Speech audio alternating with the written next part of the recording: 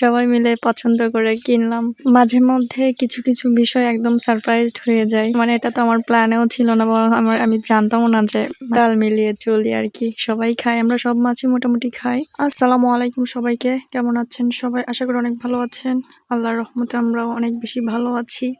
নতুন দিনে নতুন একটা ব্লগে আপনাকে স্বাগতম। বাবার বাড়ি থেকে আসার পরে একদিনও আমি সকালে রান্না করিনি। সকালকার রান্নাটা আমার শাশুড়ি মা নিজেই করেন। তো আমি সকালে শুধু বাসি যে কাজগুলা থাকে সেগুলো কমপ্লিট করার চেষ্টা করি। থালাবাটিগুলা আমি বারান্দায় বসেই মাজি আর শুধু ধোয়ার জন্য টিউবওয়েলে নিয়ে আসি। এদিকে আমার শাশুড়ি মা রান্না করতে বসে গেছেন। সকালবেলা বেসিক্যালি আমাদের 2টা তরকারি রান্না করা হয়, একটা ঝোলের আর একটা ভাজি কিংবা ভর্তা। আমাদের বাসায় 2টা পিচ্চি আছে, ওদের স্কুল আছে, যে কারণে সকাল সকাল একা একা রান্না করে কমপ্লিট করা কখনোই সম্ভব না। 7:30 থেকে ওদের স্কুল, এই জন্য দুই সাইডের কাজ কাম করা হয় যাতে তাড়াতাড়ি ওদের খাবার খাওয়ায়া স্কুলে পাঠানো যায়। সকালবেলা ঘুম থেকে উঠে আমি ঘর ঝাড়ু দেই না, বাহিরের সকল কাজ করা শেষ হলে তারপরে ঘরে ঝাড়ু দেই। ও আমাদের ঘরে পেঁয়াজ রাখা হয়, চাং আছে, যে কারণে চাং থেকে প্রচুর মাটি পড়ে। যতই 2-3 বার 4 বার করে ঝাড়ু দেই না কেন, অনেকগুলা করে মাটি বা ধুলা জড়ো হয়।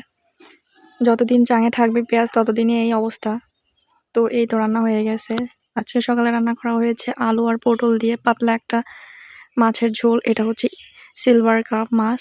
এটা আমার শ্বশুরের ভীষণ পছন্দ, আর আমরা পরিবারের যে আমজনতার সদস্য আছি এরা তাল মিলিয়ে চলি আর কি। সবাই খাই, আমরা সব মাছই মোটামুটি খাই। সাথে ঢেঁড়স ভাজি করা হয়েছে, আমি অল্প একটু খেয়েও নিলাম সকালের খাবার। তারপরে এই তো এই ধানগুলা অনেক দিন আগে সেদ্ধ করে রেখে দেওয়া হয়েছে, এখনো ভাঙানো হয়নি, ঘরের চাল ফুরায় গেছে। এই কারণে যেগুলো সেদ্ধ করা ছিল সবগুলা ধান আজকে ভাঙানোর জন্য ভ্যানে করে নিয়ে যাচ্ছে। বাড়ির কাছে ধান ভাঙানোর মেশিন নেই, অনেক দূরে যাইতে হয়। আমার শ্বশুর আর আমার দেবর 2জন গেছিল একটা ভ্যান নিয়ে। এরই মধ্যে অনেকগুলা ধান ইঁদুর খেয়েও ফেলেছে, একদম চিটা চিটা হয়ে আছে। যাই হোক, তারপরে সেগুলো ভাঙানোর পর আবার বাসায় নিয়েও আসছে, এসে রেখে দেওয়া হয়েছে। এটা আজকে আর উড়ানো হবে না, ফ্যান দিয়ে আগামীকাল আবার হয়তো উড়ানো হবে। শাশুড়ি মা দেখি একটা কাপড়ওয়ালাকে দাঁড়া করে রেখে আসছে আমাকে ডাকার জন্য। পরে গেলাম, শ্বশুরও ছিলেন সেখানে, আমাকে 2 সেট জামা কাপড় কিনে দিয়েছে। 2টা আমার ভীষণ পছন্দ হয়েছে। মাঝে মধ্যে কিছু কিছু বিষয় একদম সারপ্রাইজড হয়ে যায়। মানে এটা তো আমার প্ল্যানেও ছিল না, বরং আমি জানতামও না যে মানে আজকে জামা কাপড় কেনা হবে। তো সবাই মিলে পছন্দ করে কিনলাম, ভালো লেগেছে। আর জামা কাপড় পাইলে কেন জানি সেই ছোটবেলার মতো আনন্দ হয়, ঈদ একটা ফিল হয়, এত বেশি খুশি হয়ে যায় মানে বলার বাহিরে। সেই আগের মতো প্রতিদিনই একঘেয়েমি খাবার খেতে খেতে মাঝে মধ্যে একটু বিরক্ত চলে আসে বা বোরিং চলে আসে। তো যাই হোক, আজকে রাত্রে একটু ভর্তা দিয়ে ভাত খেতে খুব মনে চাচ্ছিল, এই কারণে ভাতের মধ্যে আলু সেদ্ধ বসিয়ে দিয়েছিলাম। এটা শুকনো মরিচ দিয়ে ভর্তা করা হবে। শুকনো মরিচের ভর্তা আমার অনেক বেশি পছন্দ।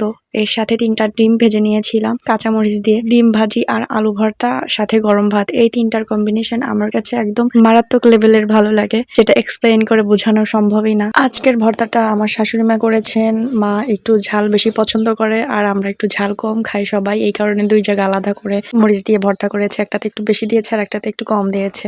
আজকের ব্লগটি এই পর্যন্তই। সবাই ভালো থাকবেন, ভালো রাখবেন ভালোবাসার মানুষগুলোকে। দেখা হবে নতুন কোনো ভিডিওতে। আল্লাহ হাফেজ।